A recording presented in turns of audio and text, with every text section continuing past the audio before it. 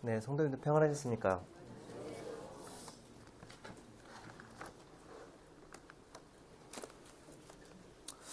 네, 좀 어수선하고 또 날씨도 춥고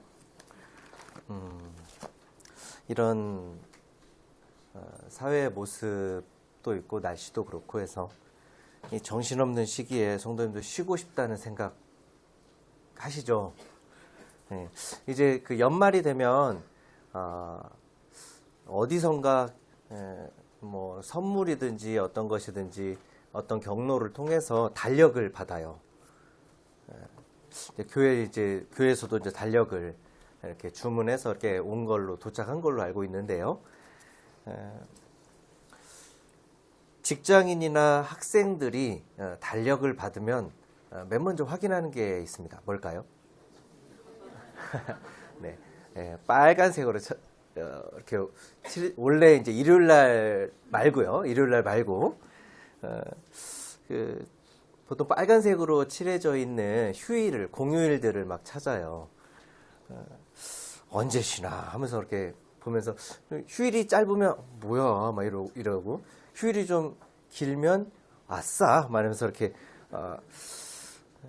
정부가 그 좋게도 대체 공휴일을 만들어 가지고 예전에는 공휴일이 막 일요일 끼면 막 뭐야 막 이랬는데 요즘에 월요일도 쉬어가지고 참 그런 부분들이 감사가 됩니다. 그런 걸 볼 때 내년 추석은 황금 연휴라고 해요. 봤더니 그 개천절과 추석과 한글날이 연결돼 있습니다. 이렇게. 네. 죄송합니다. 이걸 또 찾아봤네요, 제가. 그래서 7일간 이렇게 막 쉬게 되는데요. 보통 그러면 이제 마지막 이제 한글날이 목요일이거든요. 이제 금요일날 하루를 또 어떤 경로로 쉬게 되면 10일을 쉬게 됩니다. 10일을. 예, 생각만 해도 좋으시죠. 근데 저는 특별히 6월을 이렇게 보거든요. 6월에 있는 달력부터 봅니다. 다른 것보다 먼저 6월부터 찾아보거든요. 6월 6일이 현충일이에요. 쉬는 날입니다. 그렇죠. 그 다음날 6월 7일이 제가 근무하고 있는 학교의 개교 기념일입니다. 남들 안 쉴 때 쉬는 재미가 있어요. 성도님들 어떠십니까? 쉬는 날들 이렇게 기다려지시고 또 쉬는 날들을 통해서 재충전을 하시고 그렇죠. 참 사람들에게 참 쉼이 필요한 것 같아요. 오늘은 쉼과 관련된 내용입니다. 먼저 이렇게 본문을 찾아보도록 하겠습니다. 레위기 25장입니다. 제가 가지고 있는 성경 184페이지입니다.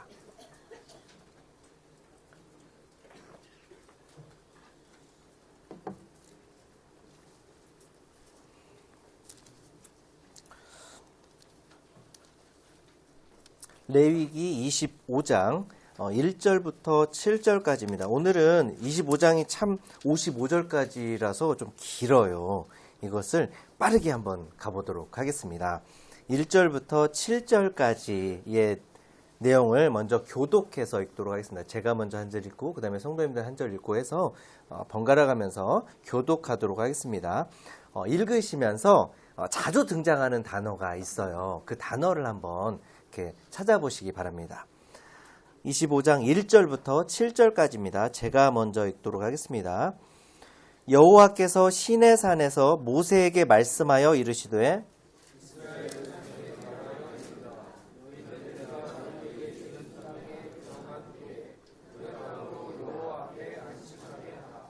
너는 6년 동안 그 밭에 파종하며 6년 동안 그 포도원을 가꾸어 그 소출을 거둘 것이나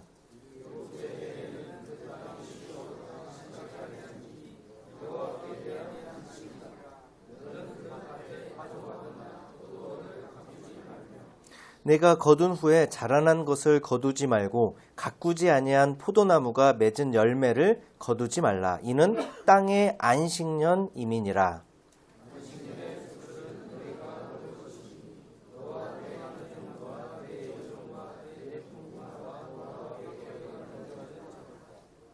내 가축과 내 땅에 있는 들짐승들이 다 그 소출로 먹을 것을 삼을지니라. 네, 감사합니다. 자주 등장하는 단어가 있습니다. 무엇이죠? 네, 안식이라는 말입니다. 안식. 앞에 있는 이렇게 슬라이드를 이렇게 보게 되면 안식이라는 단어가 편안할 안자에 쉴 식자입니다. 휴식하다 할 때 식자예요. 그러니까 즉 편히 쉬다라는 단어가 안식이라는 말입니다. 그 히브리어 원어로는 샤바트라는 단어인데요. 이것은 그치다, 멈추다, 쉬다 이런 뜻입니다. 하던 것을 일상적인 일들을 하는 것을 잠깐 멈추고 쉰다는 의미를 가지고 있어요. 본문 방금 읽은 2절에 보게 되면 중간에 마지막 후반부에 보면 그 땅으로 여호와 앞에 안식하게 하라 이렇게 말씀하고 있습니다. 본문에서 지금 방금 읽은 1절부터 7절까지의 내용을 쭉 살펴봤을 때 안식, 그러니까 편히 쉬는 건데 무엇이 편히 쉬는 건지 이 2절에서 말씀해 주고 있는데요. 그 땅으로 여호와 앞에 안식하게 하라. 무엇을 쉬게 하라는 말씀입니까? 예, 사람이 아니고 땅을 안식하게 하라는 것입니다. 땅이 쉬는 거예요. 3절에 보게 되면 너는 6년 동안 그 밭에 파종하며 6년 동안 그 포도원을 가꾸어 그 소출을 거둘 것이나. 그러니까 6년 동안은 그 밭에서 열심히 농사를 짓는 거예요. 그리고 4절에 보면 7째 해는 그 땅이 쉬어 안식하게 할지니 이렇게 말씀하고 있습니다. 7년째 되는 해에는 땅을 어떻게 하라고요? 쉬게 하라는 것입니다. 이것이 하나님께서 말씀하시는 안식년입니다. 우리나라 사람들은 사실 그 땅을 놀리는 것, 땅을 가만히 놔두는 것을 힘들어해요. 공감하시죠? 근처에 막 땅 조금이라도 있으면 어떻죠? 막 뭘 심어야 돼요. 막 안 심어져 있으면 그게 그렇게 아까우신가 봐요. 그래가지고 뭐라도 막 심으세요. 상추를 심든 고추를 심든 뭐든 막 심으세요. 참 부지런하세요. 참 그림에 보면 이렇게 그 콘크리트 막 벽돌 같은 데다도 이렇게 심어 놓으시고 옆에 보면 화분에다가도 땅이 없으면 화분에서라도 막 이렇게 만드시더라고요. 그 어떤 모치님 댁에 가니까 딱 들어가서 모치님 댁에 가니까 화분이 막 많은데 화분에 막 채소들이 집을 막 둘러 있어요. 막 이렇게 야 농사 짓는 것처럼 있었습니다. 거기에 막 고추도 있고 가지도 있고 막 여러 개가 있더라고요. 풍성하게. 예. 한국 사람들 이렇게 쉬는 것을 참 땅을 놀리게 하는 것을 참 어렵게 하는데요. 그런데 하나님께서는 쉼이라는 것에 대해서 이렇게 말씀을 하고 계시는 거예요. 쉼이라는 것을 중요하게 생각하고 계시는 것 같아요. 사람에게는 안식일이라는 것을 주셔서 6일 일하고 하루 쉬도록 하셨습니다. 하나님께서. 지금은 주일이라고 해서 일요일이죠. 오늘이죠. 그래서 일주일 동안 열심히 일하고 오늘 이렇게 주일로 쉬는 날로 하고 있습니다. 땅에게는 6년 동안 일하게 하고 7년째 되는 1년을 이렇게 쉬게 해요. 왜 쉬라고 하실까요? 하나님께서 왜 이스라엘 백성들에게 안식일도 주시고 사람에게는 안식일을 주시고 땅에게는 안식년을 주시고 왜 이렇게 안식을 주실까요? 이렇게 명령을 하실까요? 필요하기 때문에 그러겠죠. 사람은 왜 하나님께서는 사람에게 왜 안식일을 주셨을까요? 하나님께서 창세기에 천지를 이렇게 만드실 때 6일 동안 창조하셨습니다. 그리고 마지막 날에 하루 안식하셨어요. 하나님께서 쉬셨다는 말씀이신데 하나님이 쉼이 필요한 분이십니까? 아니죠. 하나님은 쉼이 필요하지 않으십니다. 그런데 누구를 위해 이 안식일을 주신 걸까요? 네, 사람에게. 사람은 쉼이 필요하다는 것입니다. 사람이 또 매일 일하면 안 된대요. 몸이 막 아프다고 하더라고요. 그리고 소련 같은 예전에 러시아 같은 나라는 막 실험을 많이 했대요. 그래서 뭐 8일을 쉬고 하루 쉬고 8일 일하고 하루 쉬고 뭐 10일 정도 일하고 하루 쉬고 뭐 어떤 게 제일 낫나 했더니 그래도 6일 일하고 하루 쉬는 게 제일 효율이 높았다고 해요. 계속 일을 하면 사람 몸도 망가지고 일의 효율도 떨어집니다. 근데 사실 사람이 참된 쉼을 얻으려고 한다면, 참된 쉼, 안식을 얻으려고 한다면 누구와 함께 있어야 될까요? 집에 아내가 일이 있어서 이제 밖에 나가 있을 때가 있어요. 그러면 아이들이 분명히 저랑 같이 있는데 불안해해요. 막 동공이 막 흔들려요. 그래서 엄마 어디 갔어요? 엄마 언제 와요? 막 이렇게 계속 물어봐요. 저랑 있는데. 저도 그 아이들이 엄마가 있으면 안정이 되나 봐요. 엄마가 있으면 참 편하게 쉼이 느껴지나 봐요. 사실 저도 그래요.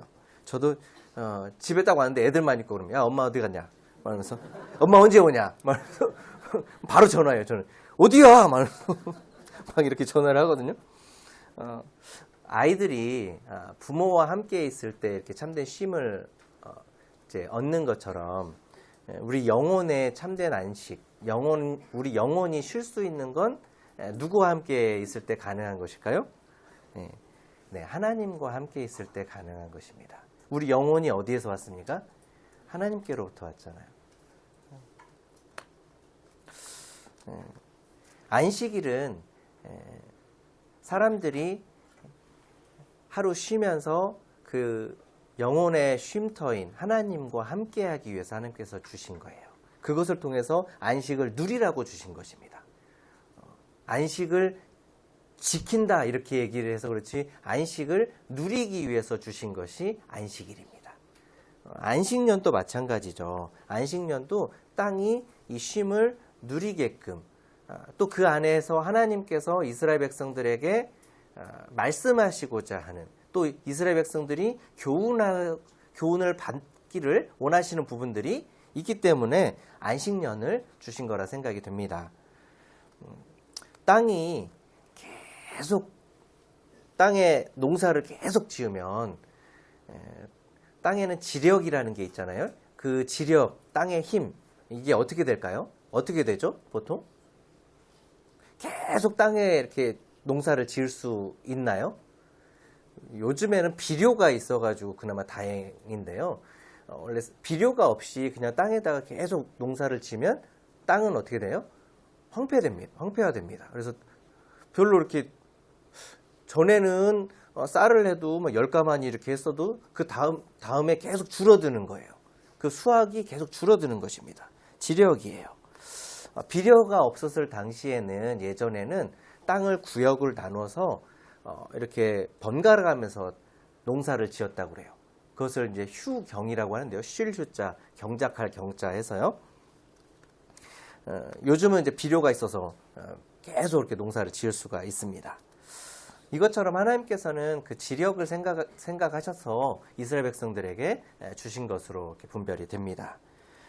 또 안식년을 주신 두 번째 이유는 이스라엘 백성들이 들어갈 땅은 하나님께 속해 있다는 것을 이스라엘 백성들이 계속해서 생각하기를 원하셨기 때문에 이 안식일을 주신 거라 생각이 됩니다. 2절에 보게 되면 2절에 이스라엘 자손에게 말하 이르라 너희는 내가 너희에게 주는 땅에 들어간 후에 이렇게 말씀하고 있거든요.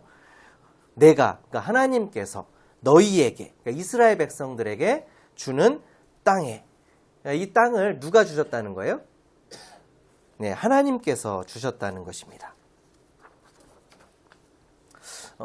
이 말씀을 하실 때는 하나님께서 이스라엘 백성들에게 이 말씀을 하시는 이 시기는 시내산에 있을 때요. 아직 가나안 땅에 들어가지 않은 상태입니다. 그러니까 하나님께서 미래에 너희들이 들어갈 땅에 대해서 이제 주실 것이라 약속을 하시는 그런 장면인 거예요. 확신을 주시는 것입니다. 너희에게 주는 땅, 그 땅에 들어가서 그 땅으로 하나님 앞에 여호와 앞에 안식하게 하라. 이 안식일을 지키는 것이 그 땅으로 여호와 앞에 안식하게 하라는 것이거든요. 말씀에 보면 그 땅으로 자기들이 안식하라 이런 말씀이 아니고 여호와 앞에서. 그러니까 이 안식년을 지키는 것이 하나님께 대한 순종이라는 것을 또 하나님이 주인이라는 것을 인정하는 그런 표현, 그렇게 인정하는 행동이라는 것을 하나님께서 알려주시는 거예요.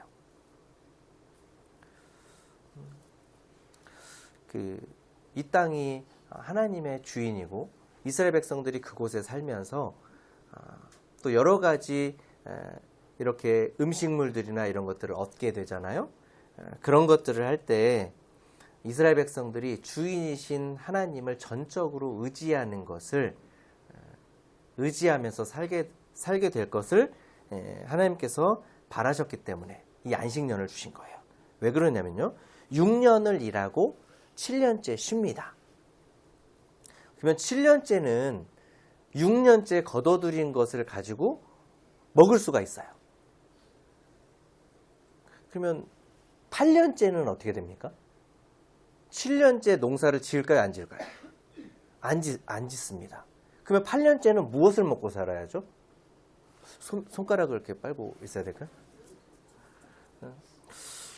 그러면 7년째는 평소 먹던 것보다 절반만 먹어야 될까요? 우리의 그 일반적인 이성적인 생각으로는 막 허리띠를 좀 졸라매고 막 이렇게 생각할 수 있어요. 근데 하나님께서는 6년째 더 풍성하게 거두게 할 거라고 말씀을 하세요. 6년째에. 사람들이 하는 일반적인 그 현실적이고 이성적인 생각과는 전혀 다르게 쭉 1년, 2년, 3년, 4년 쭉 농사를 짓다가 갑자기 6년째 되는 해에 막 2배나 이렇게 거두게 되는 거예요.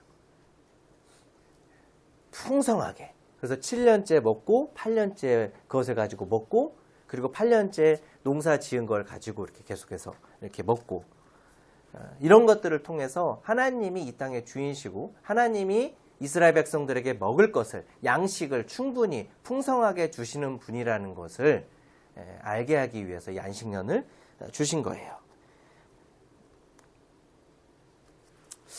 믿음의 영역이죠, 사실. 쉽지는 않습니다. 근데 하나님께서는 이스라엘 백성들이 이 믿음의 영역을 통해서 하나님의 명령에 순종하는 자가 어떻게 하나님의 그 풍성한 능력을 누리게 될 것인지를 보여주기를 원하시는 겁니다. 만약 이스라엘 백성들이 이 안식년을 계속 지켰다면 이스라엘 백성들은 어떤 걸 경험하게 될까요? 무엇을 경험하게 될까요? 하나님의 놀라운 능력을 계속 경험하게 되는 거예요. 언제요? 6년째마다. 6년째마다 그 전해와 다르게 갑자기 풍년이 되는 거예요. 언제요? 6년째마다. 처음에 6년은 그럴 수 있어요. 근데 그 다음 6년도 똑같이 풍년이 듭니다. 그 다음 6년도 똑같이 계속해서 이스라엘 백성들이 그것을 통해서 하나님의 풍성한 능력을 경험하기를 원하셨던 거예요. 안식년을 주신 세 번째 이유로는 이 안식년을 통해서 이스라엘 백성들이 나눔의 삶을 좀 실천하면서 살기를 원하셨던 것 같아요. 그 예전 그 노암동에 예배당에 있었잖아요. 근데 그 예배당 도로변 쪽에 그 나무 울타리들이 있었어요. 근데 거기에 언젠가 가을이었던 것 같아요. 가을 때에 이렇게 거기에서 이렇게 좀 이렇게 뭘 줍고 있었던가 그쪽에서 이렇게 뭐 담소를 나누고 있었던가 그랬었던 것 같은데 거기에서 이렇게 보면서 이 풀 쪽을 보니까 그곳에 방울토마토만한 수박이 열려 있더라고요. 너무 귀여웠어요. 왜 가을에 왜 이걸 하지? 막 그것도 큰 것도 아니고 조그맣게 난 거예요. 왜 이게 났을까요? 거기다가 수박을 버렸는지 아니면 어떤 성도님께서 맛있게 드시고 탁 뱉어가지고 거기에 씨가 딱 들어가가지고 거기서 이렇게 열매를 열었는지는 모르겠는데 거기서 줄기도 있고 이렇게 방울토마토만한 수박이 한 개가 아니고 세 개인가 있었던 것 같아요. 그래가지고 이렇게 열려 있는 게 너무 귀여워가지고 안타깝게 사진을 못 찍어가지고 제가 인터넷에 찾아봤더니 이렇게 이런 모양 이런 모습으로 이렇게 있는 거예요. 인터넷에서 이렇게 찾아본 겁니다. 제가 찍은 건 아니고요. 손가락만 하죠. 이것처럼 안식년에 이렇게 씨를 뿌리지 않았어도 저절로 나는 것들이 있어요.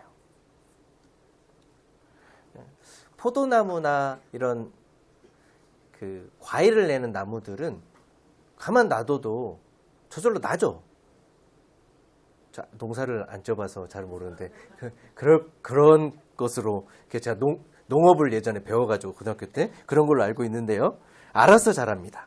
이런 것들은 어떻게 해야 될까? 이렇게 알아서 자라는 것들은 알아서 자기들이 막 이렇게 씨를 뿌려가지고 뿌려진 거를 거기서 열매가 난 것들을 어떻게 해야 될까요? 6절과 7절에 보게 되면 이 안식년의 소출, 안식년에서 씨를 뿌리지 않았는데도 나는 소출은 너희가 먹을지니 너희가 그랬더니 저는 땅의 소유주인 줄 알았어요. 근데 그게 아니고 뒤에 보면 너도 이렇게 누릴 수 있지만 내 남종과 내 여종과 내 품꾼이 뭐죠? 같이 그 밭에서 일하는 사람들이잖아요. 그 예전 말로 소작인들, 너와 함께 거류하는 자들, 그러니까 집 없이 거류하니까 나그네들 말하는 거죠. 이방인들이나.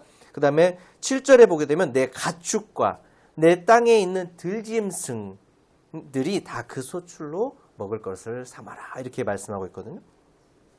여기서 언급하는 종들이나 그 품꾼이나 거류하는 자들, 어떤 사람들입니까? 재정적으로 형편이 어려운 사람들이죠. 이 어려운 사람들에 대해서 이 안식년에 나오는 이 소출은 개방하라. 그들이 누리게끔 해라. 이렇게 하나님께서 말씀하시는 것입니다. 품꾼, 하루 벌어서 하루 먹고 사는 사람들, 나그네들, 집이 없어서 이곳 저곳을 가는 사람들. 안식년에는 농사를 짓지 않아요. 그러니까 일거리가 없습니다. 일거리가 없어요. 어딜 가도 일거리가 없습니다. 안식년에. 안식년을 제대로 지켰으면 안식년에 이스라엘 땅에는 어디도 일할 데가 없는 거예요. 사실. 근데 하나님께서는 이 안식년에 저절로 나는 것들을 통해서 이 가난하고 어려운 사람들이 이 양식을 먹으면서 이 한 해를 잘 지내도록 하셨어요. 하나님께서 직접 주실 수도 있습니다. 사실 그럴 능력이 충분히 있으세요. 근데 하나님께서는 그렇게 하지 않으시고 이스라엘 백성들을 사용하십니다.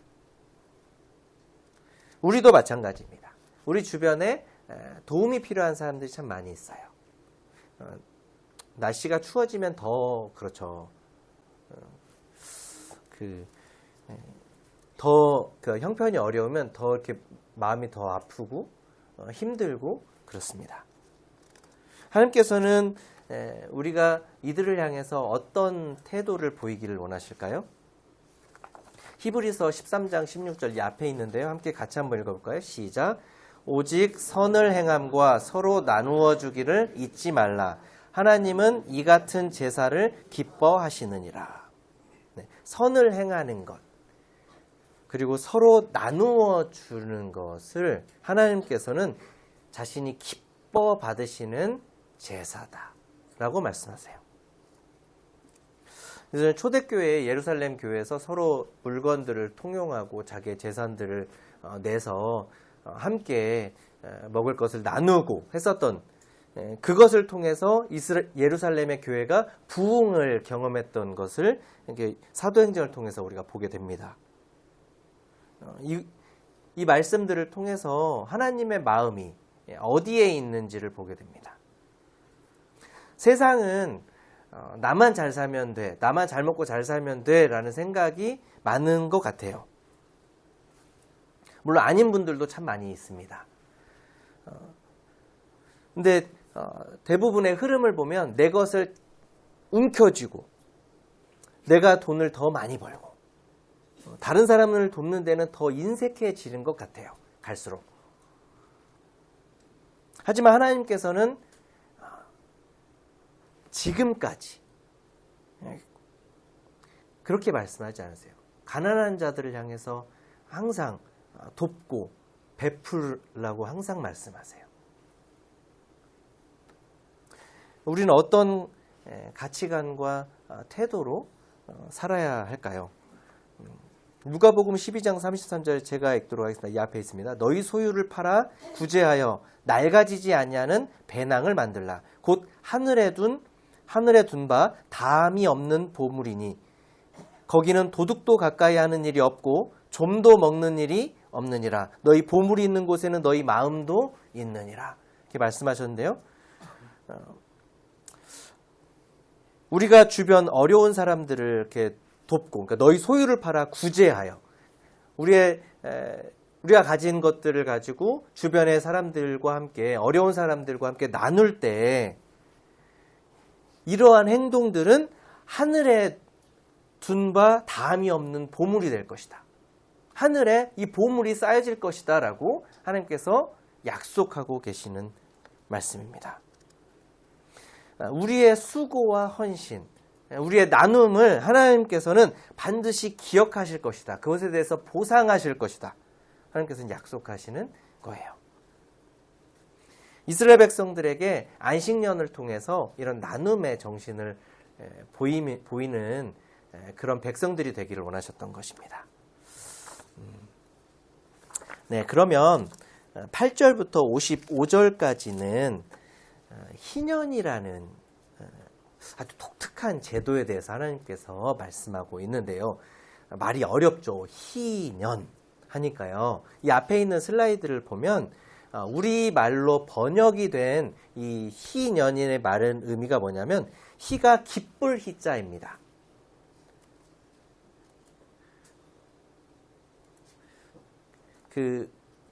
여기 빨간색으로 체크되어 있는 부분이 기쁠 희자이거든요. 그리고 그 왼쪽에 있는 이 부분은 이제 보일시라는 글자인데 보통 제사, 의식 이런 것과 관련된 글자에 등장하는 글자예요. 그래서 기쁜데 어떤 것과 관련이 되어 있냐면 종교적인 것과 관련되어 있는 그런 기쁨이라는 의미를 가지고 있는 단어예요. 기쁨의 해라는 의미입니다. 이게 히브리어인데요.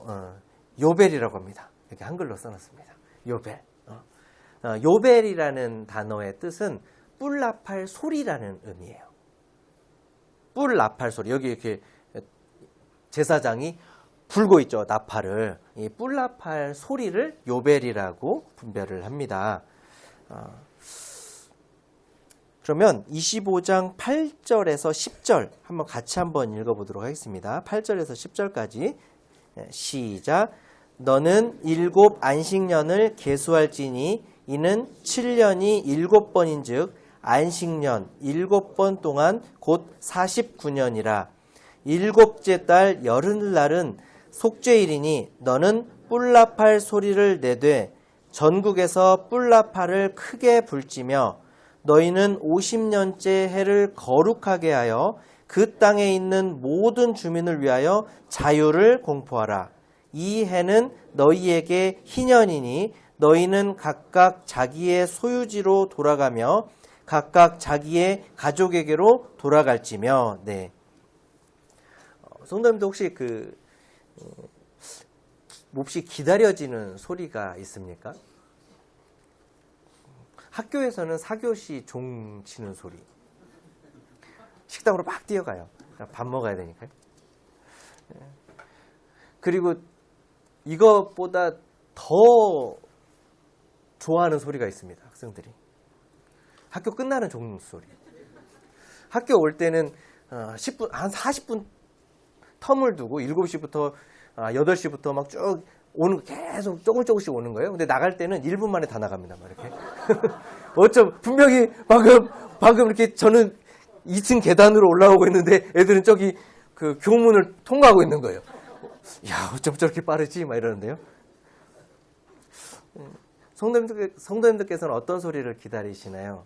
믿는 성도들은 나팔 소리 하면은 막 괜히 가슴이 뛰죠. 설마 오늘 그 이상으로 오늘 집회를 마치겠습니다. 이 소리를 더 즐거워 기다리고 계시지는 않으시죠? 희년을 알리는 나팔 소리. 이것이 어떤 사람들에게는 정말 기다려지는 아주 기다려지는 그런 기쁨의 소리였어요. 방금 읽은 8절에 보게 되면 일곱 안식년을 계수 세봐라. 그러니까 일곱 안식년. 안식년이 몇 년째죠? 7년째. 그러니까 일곱 안식년이면 그렇죠. 77에 계산 안 해도 되는 게 감사하게도 이렇게 8절에 이렇게 써 있더라고요. 7년이 7번인즉 그러니까 생각 안 해도 돼요. 왜냐하면 안식년 7번 동안 곧 49년이라 하나님께서 친절하세요. 이렇게 49년이라고도 말씀을 해주세요. 그리고 9절에 보면 일곱째 달 열흘날은 속죄일이니 이렇게 하거든요. 그러니까 49년 딱 되고 이제 속죄일 7월 10일이 되면 속죄일이잖아요. 속죄일에 뿔나파를 불면서 시작되는 게 희년입니다. 그러니까 지금 50년째가 이렇게 쭉 이렇게 되겠죠.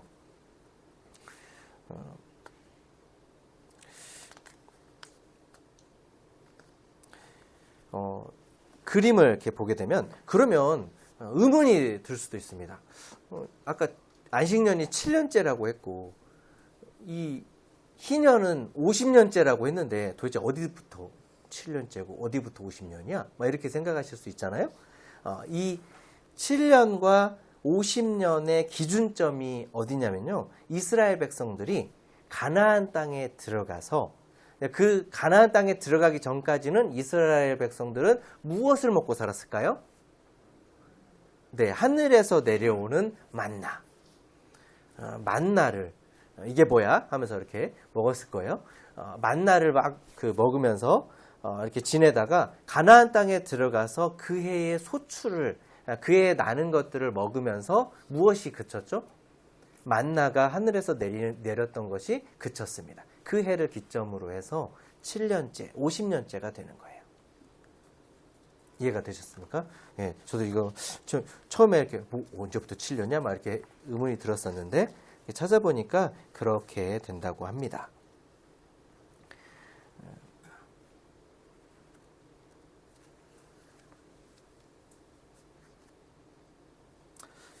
어, 10절 이하에 보게 되면 이 희년의 그 원래의 상태로 돌아가게 되는 세 가지에 대해서 말씀을 하세요. 아까 희년이 자유를 공포하는 날이잖아요. 그러니까 뭔가가 자유를 얻는 거예요. 어떤 것들이 자유를 얻게 되는 겁니다. 그러니까 자유라는 게 뭐예요? 그러니까 원래 뺏겼던 것들을 풀어주는 거예요. 원래의 상태로 되돌리는 것입니다. 첫 번째로 28절에 보게 되면 28절 제가 읽도록 하겠습니다. 그러나 자기가 물을 힘이 없으면 그 판 것이 희년에 이르기까지 산자의 손에 있다가 희년에 이르러 돌아올지니 그것이 곧 그의 기업으로 돌아갈 것이니라. 23절에서 28절의 내용을 보면 토지, 즉 땅이 원래의 소유자에게 돌아간다고 말씀을 하세요. 이스라엘 백성들 가운데 형편이 어려울 수 있어요. 어떤 사람은 이렇게 살다가 형편이 갑자기 어려워지거나 흉년을 만나거나 여러 이유로 형편이 어려워서 어쩔 수 없이 조상으로부터 내려왔던 그 땅을 이렇게 팔게 될 겁니다. 팔 수도 있어요. 근데 이 희년이 될 때 이 팔렸던 이 땅이 누구에게로 돌아간다는 것입니까? 원래의 소유자에게. 값을 주고요? 아니요. 그냥 이렇게 돌아간다는 거예요. 땅이 원래 소유자에게 돌아간다는 것입니다. 이상한 법이죠. 성도님도 지금 땅을 사셨어요? 땅을 이거 좋은 땅이야 하면서 이렇게 땅을 사셔가지고 열심히 그 땅을 경작하면서 이렇게 지내고 있어요. 근데 갑자기 어느 날 원래 주인이 나와 내 거야! 이러는 거예요. 뭐 성도님도 어떻겠습니까? 뭐야! 막 이러면서 이걸 그냥 뺏겨야 돼! 막 이렇게 억울해 하실 수 있잖아요. 그죠? 근데 하나님께서 이 희년을 선포하시고 이 희년에 대해서 이렇게 명령을 하셨기 때문에 이 땅값이 지금 우리가 사용하는 이 땅값과 계산이 다른 방식으로 운영이 돼요. 만약에 희년이라는 게 있어요. 희년이 이제 2030년입니다. 라고 생각하면 2030년이라고 하면 2030년에 가까워지면 가까워질수록 땅값은 어떻게 될까요? 떨어질까요? 올라갈까요? 떨어집니다. 이상한 법이죠. 이렇게 왜 이런 땅을 살까요? 안 살까요? 잘 안 사야 되는데 모든 땅이 그러니까. 그래서 즉 이거는 땅의 주인이 된다 그런 개념이 아니고 즉 그 땅을 경작할 수 있는 이제 임대하는 권리를 사는 거예요, 사실. 왜 그럴까요? 23절에 보게 되면 토지를 영구히 팔지 말 것은 토지는 다 내 것이다. 하나님의 것이기 때문에 토지를 영원히 팔 수가 없는 거예요. 그래서 거기다 희년까지 주셔서 희년을 통해서 계속해서 어떻게 하시는 겁니까? 원 소유자에게 돌아가게끔 하시는 거예요. 그것을 통해서 이 땅의 주인이 누구라고요? 하나님임을 계속해서 기억하게끔 이스라엘 백성들이. 이 희년이 없으면요, 이스라엘 백성들은 사람들의 마음이 그렇잖아요. 가지고 싶고 내 것이고 내 것인 양. 그러다 보면 어떻게 됩니까? 하나님의 것을 인정하지 않게 됩니다. 하나님께서 희년을 주신 목적이 거기에 있는 거예요.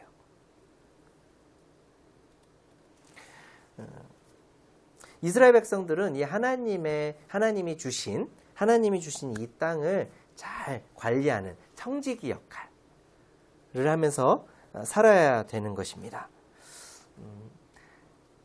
이스라엘이 이제 르호보암 왕 때 남유다와 북이스라엘로 나눠졌었어요. 근데 그 북이스라엘 왕 중에 참 악한 왕이 있었는데 아합이라는 왕이었습니다. 아합이라는 왕이 이렇게 딱 봤더니 저 포도원은 누구 것이냐 하면서 딱 보는 거예요. 너무 포도원이 너무 예쁘고 거기에 나온 포도가 너무 맛있고 포도원이 너무 탐이 나는 거예요. 저것을 내 것으로 하고 싶구나. 이렇게 봤더니 이제 그것을 자기한테 팔라고 하는 거예요. 돈 주고 팔라고 하는 거예요. 임대권이 아닌 것 같아요. 그냥 자기한테 다 그냥 영원히 팔라고 하는 그런 의미였기 때문에 이 포도원의 주인이었던 나봇이라는 사람은 아닙니다. 이것은 하나님의 우리 기업으로 주신 것입니다. 그렇기 때문에 왕께 이것을 영원히 팔 수가 없습니다. 이렇게 이야기를 했어요. 그랬더니 이 나쁜 아합 왕이 어떻게 했습니까? 계략을 품어서 아내의 말을 듣고 계략을 품고 이 나봇이라는 포도원 주인을 죽이고 그 포도원을 자기가 차지했잖아요. 그러면서 하나님께서 이 아합 왕을 정말 처절하게 네가 나중에 네가 행한 대로 너는 그렇게 비참한 죽음을 맞게 될 것이다라고 정말 화를 내시거든요. 큰 분노를 내세요.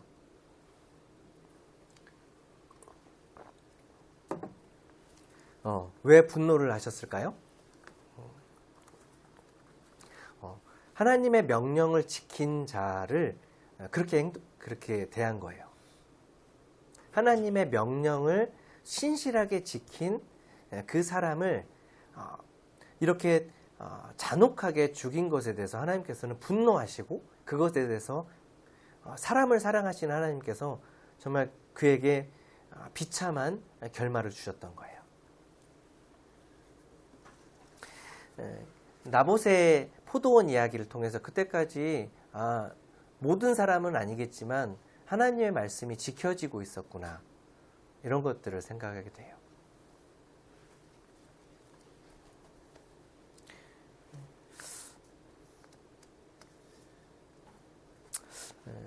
이렇게 희년이 가까워지면 가까워질수록 땅값이 내려가는 것을 통해서 어떤 것이 떠오른가요? 저는 이 시대에 이 희년이 가까워지면 가까울수록 땅값이 떨어지는 것에 대해서 그렇게 생각해 보면서 주님 오실 날이 가까워지면 가까워질수록 이 땅의 가치들이 어떻게 될까요? 떨어지게 됩니다. 지금 세상의 땅값은 최고가를 갱신하고 있어요. 지금 어느 시대보다 더 최고가를 갱신하고 있는 거 계속 오르고 있습니다. 세상의 가치는 그래요. 계속 오르고 있습니다. 근데 하나님이 보시기에 이 땅의 가치는, 이 세상의 것의 가치는 계속해서 떨어지고 있습니다. 왜 그렇습니까? 주님 오실 때 이것은 다 사라지는 것이기 때문에 그렇습니다.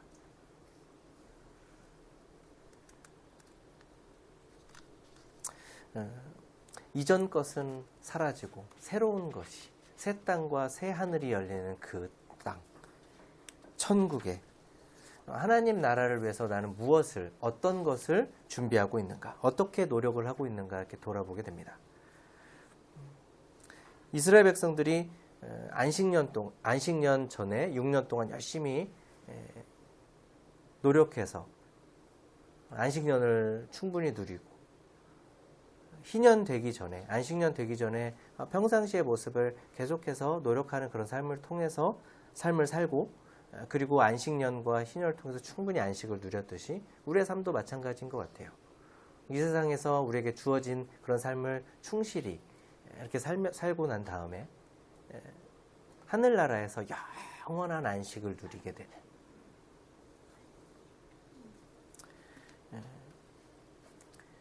그것들을 생각할 때 이 땅에서 어떻게 살아야 될까, 이런 것들을 또 생각해 보게 되었습니다. 29절에서 34절까지 이렇게 보게 되면요, 29절에 제가 읽겠습니다. 성벽 있는 성내의 가옥을 팔았으면 판지 만 1년 안에는 물을 수 있나니 곧 그 기한 안에 물으려니와,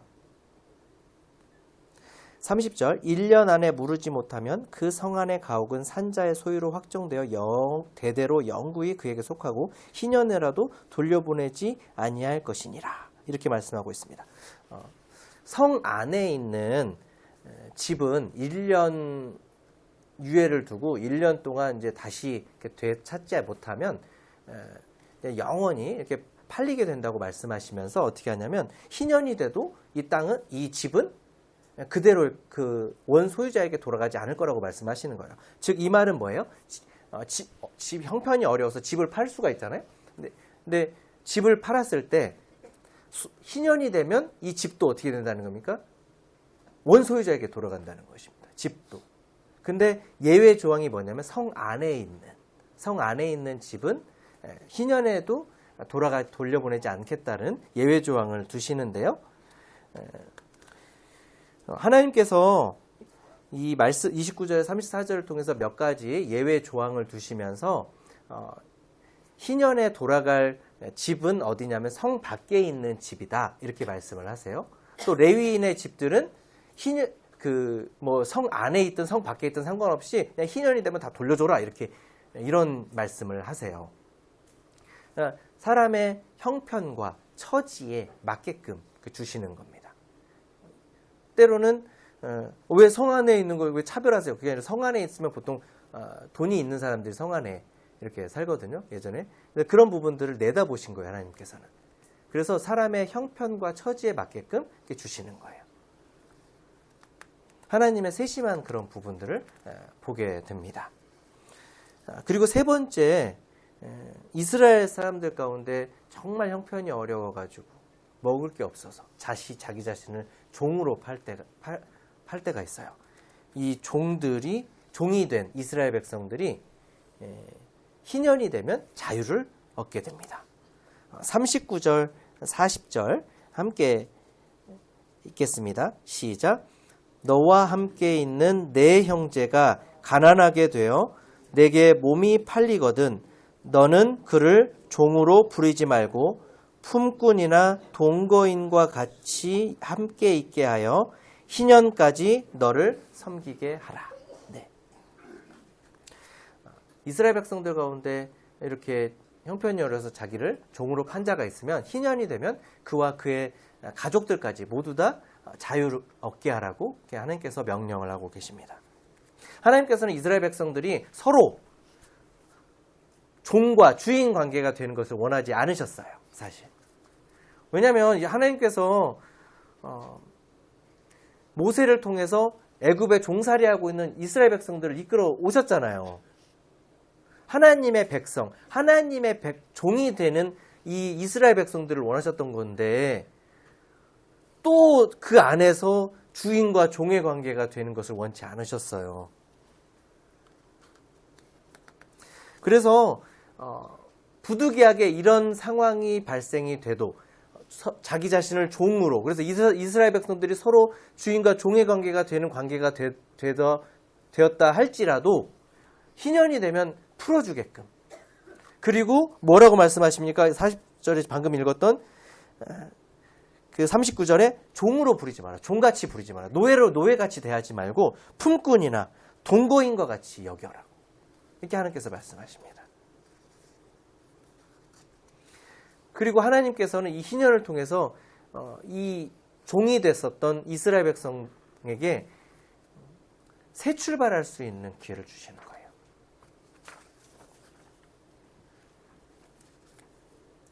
39절 이하에 보면 이 종이 된 이스라엘 백성 가운데 종이 된 자에게 철저하게 보호할 것을 말씀하시는데요. 방금 전에 읽었던 것처럼 종으로 부리지 마라. 품꾼이나 동거인과 같이 여겨라. 40절에서 41절 보게 되면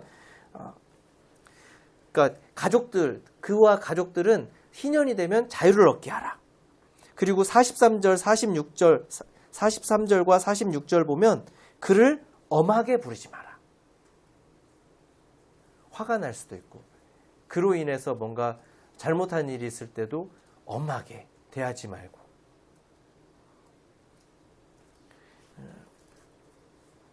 48절에 보게 되면 그가 팔린 후에 그에게는 속량받을 권리가 있다. 속량이 무엇입니까? 값을 주고 사는 것을 속량이라고 해요. 값을 치르는 것. 언제든지 누군가 그를 위해서 값을 치르는 자가 나오면 언제든지 그를 풀어줘라.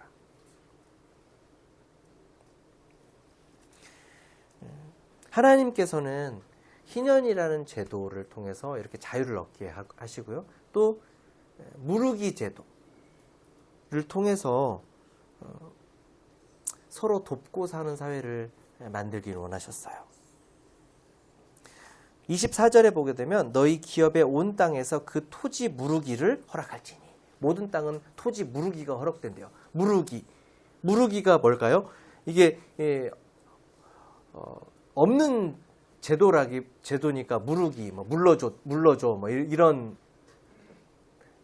단어로 이렇게 해석을 할 수밖에 없었는데요. 만약에 제가 형편이 어려워서 땅을 조상 대대로 가지고 있는 그 땅을 팔게 됐어요. 근데 그 소식을 들은 저희 친척 중에 돈이 조금 있으신 작은아버지께서 안타까워하셔서 그 돈을 대신 치러서 그 땅을 되찾아서 저에게 주는 제도예요. 본인이 가져가시는 게 아니고 저에게 다시 돌려주는 제도예요. 저는 한 게 없어요. 저는 뭔가 거기에 보탠 게 없습니다. 순전히 은혜로 받은 거예요. 이 무르기 제도. 이 무르기 제도를 통해서 하나님께서 땅과 사람과 집도 모든 것에 대해서 무르기 제도를, 이것을 고엘이라고 표현을 하는데요. 이 제도를 허락하시고 명령하세요. 이것을 말씀하지 않으셨다면 물론 이제 어떤 친척 가운데서는 마음이 좋은 친척 가운데서는 도와줄 수 있습니다. 근데 이 제도가 있으면 더 한 번쯤 생각하고 돕고 하는 마음들이 더 들었겠죠.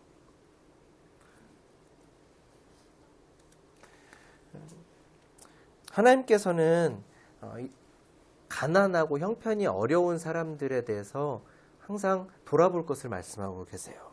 그리고 여기에 25절에 보게 되면 이 형편이 어려운 사람들에게 니들이 도와야 되는 이유에 대해서 뭐라고 말씀하시냐면 만일 네 형제가 이렇게 말씀을 하시는 거예요. 네 형제가.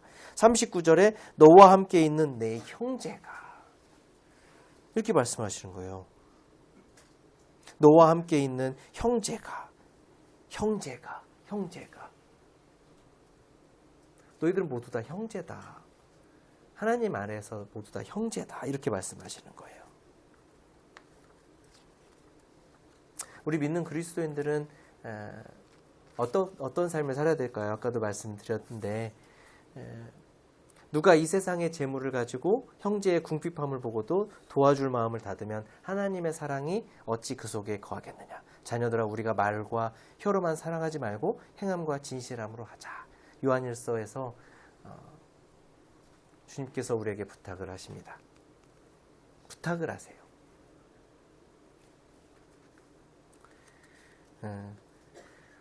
주님께서는 자신에게 가장 소중한 것을 우리를 위해서 내어주셨습니다. 우리에게 주님께서 가지고 계신 가장 소중한 게 뭘까요? 생명입니다.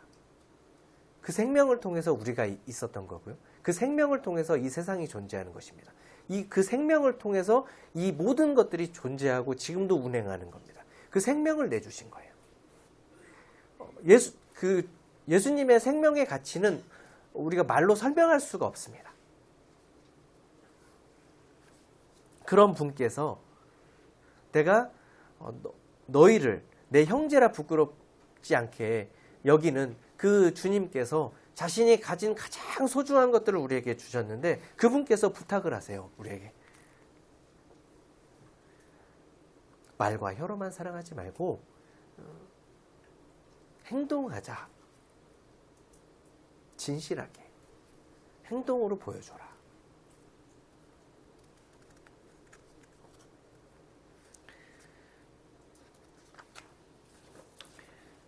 일만 달란트 빚진 자의 이야기 아시죠? 1만 달란트가 어마어마한 돈이에요. 진짜 너무나 상상할 수도 없는. 어떻게 보면 작은 나라의 예산이 넘어가는 그 어마어마한 돈인데 이 빚을 탕감받은 자가 100데나리온 빚진 자를 향해서 매정하게 그를 감옥에 가두고 이런 것들을 통해서 비유하시는 바가 있어요. 그 1만 달란트 빚진 자가 누구라고 말씀하시는 겁니까? 1만 달란트 빚졌는데 그 빚을 탕감받은 자가 누구라고 말씀하시는 거예요? 바로 우리라고 말씀하시는 것입니다. 구원받은 너희. 하나님의 백성인 이스라엘 백성들. 너희라고.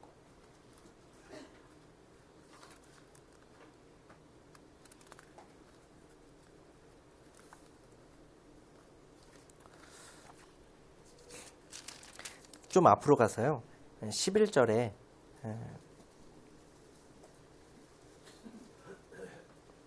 안식년에 이어서 희년 전에 안식년이 있잖아요. 왜냐면 49년, 50년째가 희년이니까 그 앞에 49년이잖아요. 49년은 안식년이잖아요. 그죠? 그 49년, 50년째 농사를 안 짓는 거예요? 그러면 51년째에 수확하기 전까지 총 몇 년 동안 먹을 거를 걱정해야 됩니까? 3년간. 즉 48년째 수확한 걸 가지고 49년, 50년, 51년 수확 전까지 3년 동안 먹어야 돼요.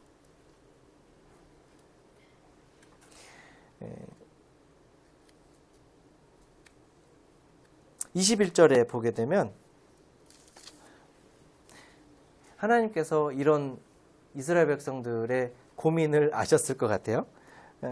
20절에 보게 되면 만일 너희가 말하기를 우리가 만일 7째 해에 심지도 못하고 소출을 거두지도 못하면 우리가 무엇을 먹으리요?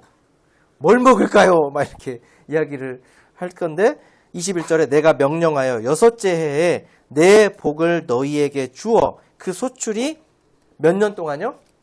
3년 동안 쓰기에 족하게 하리라. 어떻게 하겠다고요? 쓰기에 족하다. 족하다는 말이 무슨 말입니까? 충분하다라는 말씀이에요. 하나님께서 족하다고 말씀하세요. 풍성히 주시겠다는 하나님의 약속인 것입니다.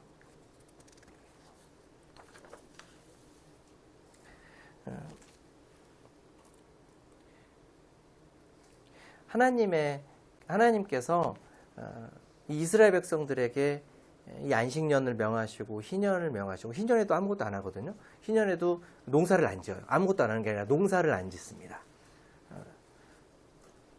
다른 일들은 하겠죠. 그러니까 농사를 짓지 않습니다. 땅을 쉬게 해요. 근데 이것들을 하면서 사람들이 걱정을 하게 돼요. 미리 걱정을 하게 됩니다. 미리 걱정을 합니다. 뭘 먹고 살지? 뭘 먹고 살지? 미리 걱정하십니다. 뭘 먹고 살지? 근데 성도님들 여러 번 경험을 하실 것입니다. 살다가 갑자기 우연찮게 어떤 돈들이 들어와요. 왜 들어올까요? 그 돈이 필요한 일이 생깁니다. 참 놀랍게도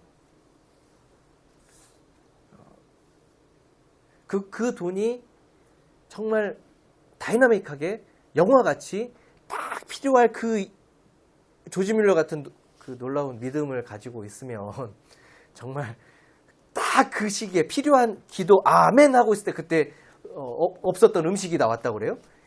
그런 믿음이 없기 때문에 저는 직전 이렇게 나오진 않은데 삶 가운데 돈이 필요했을 때 일을 더 하게 하시고 그 돈을 채우게 하시고 그 돈을 필요를 충당하게 하셨던 그런 경험들이 있어요. 그러니까 하나님께서는 그것을 하게 하세요.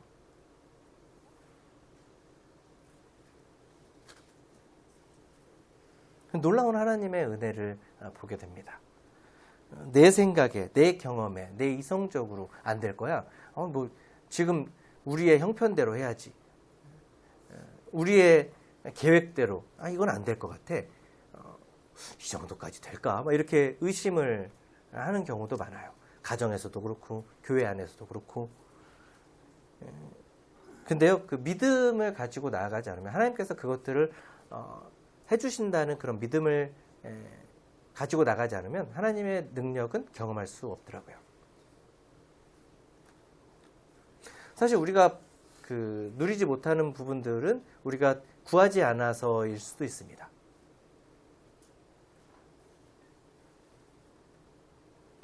마태복음 9장 28절에 소경의 두 맹인의 이야기가 나오는데요. 예수님이 오신다는 소식을 듣고 이제 거기서 기다리고 있다 예수님이 떠나가시려고 하시는 거예요. 두 맹인은 다급해요. 눈이 안 보이는 이 두 사람은 다급합니다. 이대로 가시면 안 되는데. 소리 지릅니다. 다윗의 자손이야. 주님! 말하면서 불쌍히 여겨주세요. 이렇게. 예수께서 집에 들어가시니까 따라 들어가요. 그러면서 그 앞에 나갑니다. 근데 주님이 내가 너희들이 지금 눈을 뜨게 하기를 간절히 원하고 있는데 내가 그것을 할 수 있다는 것을 너희들이 믿느냐? 라고 했더니 그들이 뭐라고 합니까? 주여 그러합니다. 그랬더니 예수님이 그들의 눈을 만지시고 뭐라고 말씀하십니까? 앞에 PPT에 있죠. 너희 믿음대로 되라. 그죠? 믿음대로 되라고 말씀하셨는데요. 떴을까요? 못 떴을까요? 떴습니다. 왜 떴을까요? 믿었으니까요. 믿었으니까 예수님께서 그 능력을 베푸셨던 거예요. 이 맹인이 믿지 않았으면 어떻게 됐을까요? 눈 못 떴습니다. 볼 수가 없었어요.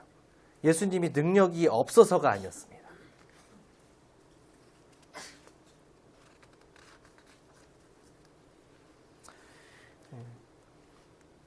이스라엘 백성들에게 안식년과 희년을 주신 데에는 여러 가지 이유가 있어 보입니다.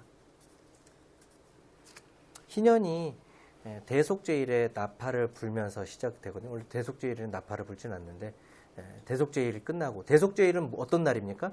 이스라엘의 모든 1년의 죄를 위해서 제사를 드리는 날이잖아요. 죄로부터 이 대속제일에 제사를 드리고 난 다음에 이 제사를 하나님께서 받으시면 이스라엘의 1년 동안 지었던 모든 죄가 하나님 앞에 용서가 되는, 그래서 이스라엘은 축제가 되는 겁니다. 너무 기쁜 거예요. 아, 하나님께서 우리의 제사를 받으셨구나. 그러할 때 시작되는 희년, 온 자유가 선포되는 그날, 이렇게 자유가 선포되는 이 희년을 보면서 우리 주님이 이 땅에 재림하실 때 이스라엘 백성들은 이 놀라운 일들을 정말 주님과 함께 누리게 될 거예요. 우리 믿는 그리스도인들은 그보다 앞서, 이스라엘 백성들보다 더 앞서서 우리는 이 땅이 아니라 공중에서 주님이 부르러 오실 것입니다. 그러면서 몸에 아픈 부분들도 많고 형편에 어려운 부분들도 있고 서름도 있고 아픔도 있고 억울함과 말 못할 그 모든 것들이 다 일순간에 사라지고 모든 것이 회복되는 그날,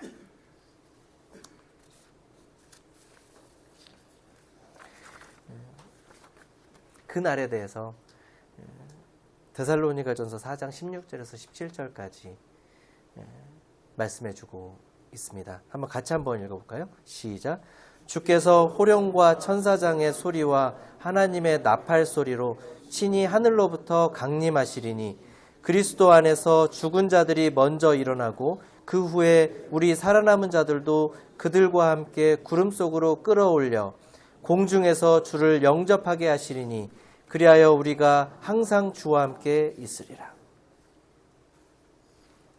나팔 소리, 주께서 호령과 천사장의 소리와 하나님의 나팔 소리, 우리는 이 소리가 너무 기다려집니다. 오늘 안식년과 희년을 통해서 하나님께서 제게 교훈하신 것들을 나눴습니다. 안식년을 통해서 하나님께서 온 땅의 주인 되신 것과 내 소유의 모든 주인 되신 것과 가난한 자들을 돌아보시는 그 하나님의 마음을 볼 수가 있었어요. 그리고 희년을 통해서 참된 자유와 안식이 선포될 날을 기억하게 됩니다. 그날이 오기 전에 이 땅에서 우리가 어떻게 살아야 할지 교훈받게 됩니다. 그 기쁨의 그날들을 기다리면서 지금껏 성도님들께서 주변을 돌아보고 서로를 섬겨왔던 그 모습 그대로 계속해서 섬겨가시면서 주님 오실 날에 기쁘게 기쁨 속에서 평안한 안식을 누리게 되는 그런 성도님들 되시기를 바라면서 이상으로 말씀 마치도록 하겠습니다. 감사합니다.